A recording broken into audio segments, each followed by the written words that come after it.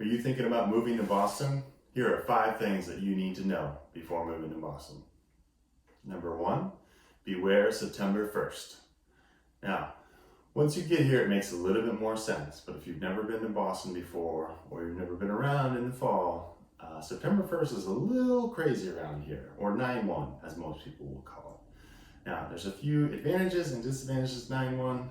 The first thing is that if you're looking for some lightly used or heavily used IKEA furniture, couches, chairs, all kinds of things, there's some great spots you could probably cruise through right around the 1st of September, and you'll find a lot of stuff out on the street for people to pick up. So there is that advantage. But if you're trying to rent a moving truck or a storage unit, or even just work with your landlord as far as getting in or out of a place, usually rentals, it's gonna be a pain in the butt. So if you can, I would highly advise avoiding moving right on the 1st or right around the 1st, like the 31st of August, things like that. It just costs a lot more. Every mover is busy, every U-Haul is rented, things like that. Speaking of timing, if you're looking for a better deal, often if you look in the winter, February, January, December, things like that, you can find a little bit better of a deal. If you're looking to rent, usually landlords, if it's after 9/1, if they haven't rented something yet, sometimes you can get a deal there because they just want someone in at that point. I've moved in the winter before. It's not always fun, but sometimes you get the weather fine. Other times you have to, shovel out the sidewalk from a few feet of snow before you can move your couch out there, which is no fun at all. But the movers are cheaper, the trucks are cheaper, and you don't get too sweaty because it's cold. The third thing to think about for Boston, if you're moving here, is what to do with your car. Now, if you are coming from somewhere, say like Texas or Ohio or something like that, where you're used to having a big driveway and plenty of places to drive to and park and things like that, it's going to be a little different for you, especially if you're moving right downtown, like Back Bay, Beacon Hill, Downtown Crossing, South End. Some of them will have parking spots, although probably not if you live in the North End or Beacon Hill.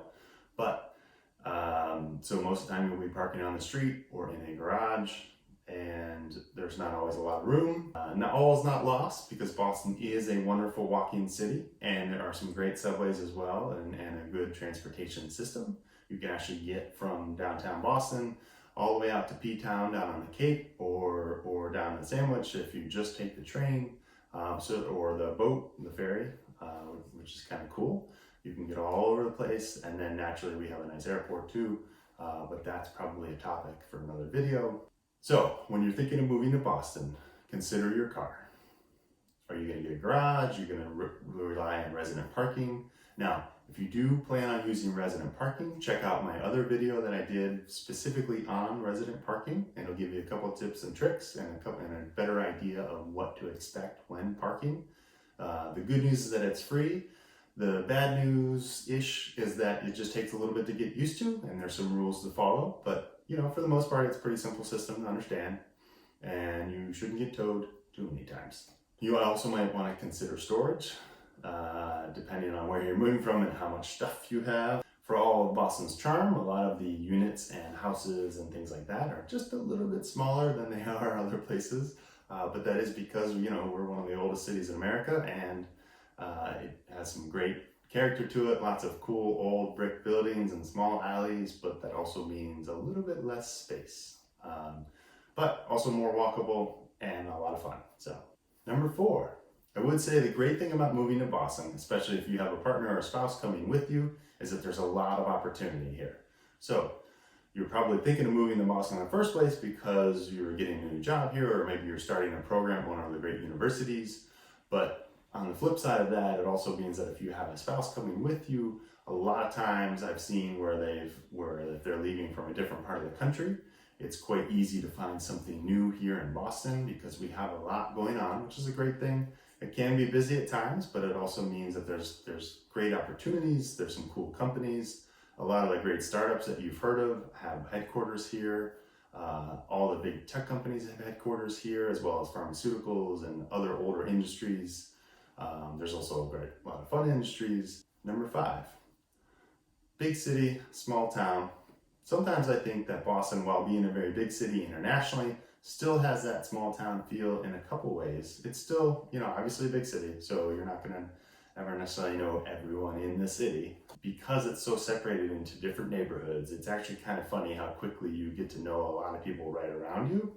And this is kind of to each their own. Some people are good about learning all their neighbors and getting to know everyone, and other people, they can live in Alaska or they can live in New York City or Boston, and they will know 3 people. But I would encourage you to kind of get to know everyone around you. It's great, and it makes it a great place to live. There's also a lot of great events that Boston and all the people in Boston will put on, and there's some great free events or historic walking tours, cruises in the harbor. A lot of great things to do in Boston. So I would say to kind of get out there and explore the city when you're here. On that note, I do have a newsletter that I put out every week that kind of goes over some events. So if you are interested in that, please comment below and I'd be happy to share a link or to get you on that letter list so that you would be able to get those events as well. It's a great way to kind of know a couple things that are going on each weekend or each week, so you can plan out a few things. I think you'd go crazy if you try to do everything every week, but you try to do a couple things here and there, you get to know the city better, you get to know your neighbors better, and all in all, it's a great experience. Those are the 5 main things you need to know. The last thing you need to know, because no one wants to be that guy, is if you do have a moving truck and if you rented a big moving truck or something similar, please don't drive it on Sturo Drive, because every year someone drives it on Sturo Drive and they hit a big bridge and they peel their moving truck back like a tin can and it shuts down that whole part of the city for a little bit, or at least Sturo Drive for a while. It's kind of, they're used to it, costs a lot of money for you, costs a lot of money for their moving trucks. If I find some pictures, I'll put some up for you. When you hit the signs above you when you're getting on, you know it's a bad idea and you should probably get right back off. So again, if you're moving to Boston, moving's great, just don't drive a moving truck onto Sturo Drive.